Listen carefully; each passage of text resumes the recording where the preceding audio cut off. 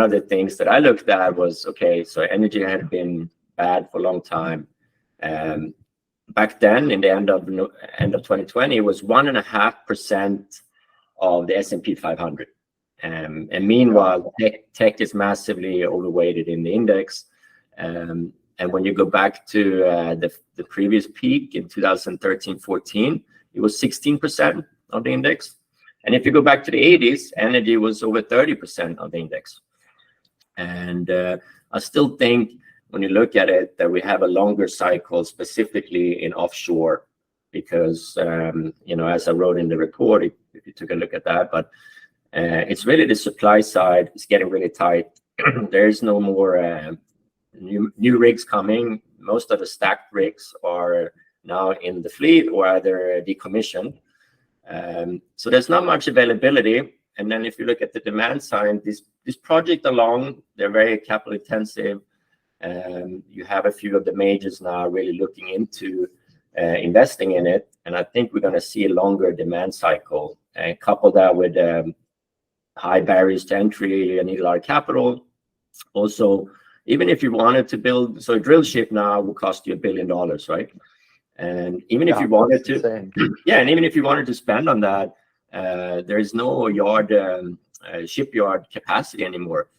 So you have there's three now that are coming in 24 that is going to be recontracted, and then the low 200s, 3 drill ships. And if you get them closer to 500,000, there'll be massive upside, right? And then it's another 2 in 2025 that are in the low 200s to mid 200s.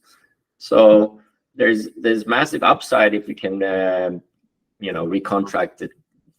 I mean, now it's mid 400s, but it's probably going to be 500. And one of the sort of rumors in the market now have been that the producers are balking a little bit on these higher rates.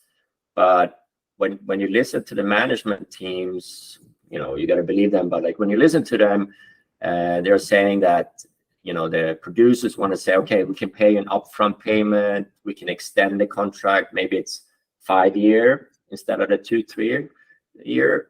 So they're trying to find ways to bring down the headline day rate number, right?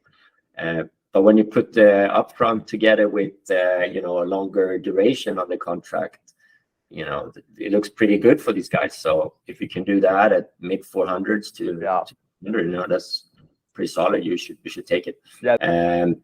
I think also the underwriting environment is pretty good right now. And if the cost of funding stabilize here, which if the Fed, I think it's going to depend a little bit what the Fed does here. But if the Fed are done raising rate, I think you have to look at the financials.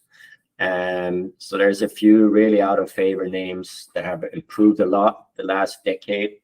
And I like those a lot. So there's a few, I don't know, Ally Financial, Synchrony are 2 big ones that have been growing a lot. They've been growing their earning assets. They transformed the balance sheet much better. The cost of funding has come down. Now the last year, cost of funding has come up. But as that stabilizes, these stocks haven't gone anywhere in so long. And the last 5 years, they haven't moved at the same level. But the company, the entities have become much better. And the trade 5 times PE took 3 years to open it. We opened in January of this year. Wow, congrats. Yeah, and then it's been great. Good reviews. If you go online and check out Open Table or just Google reviews, we got 4.9 stars. And people love it. So we keep going with it. We're going to be serving the food at Art Basel. So we'll be in the convention center. And I'll be there running around a little bit.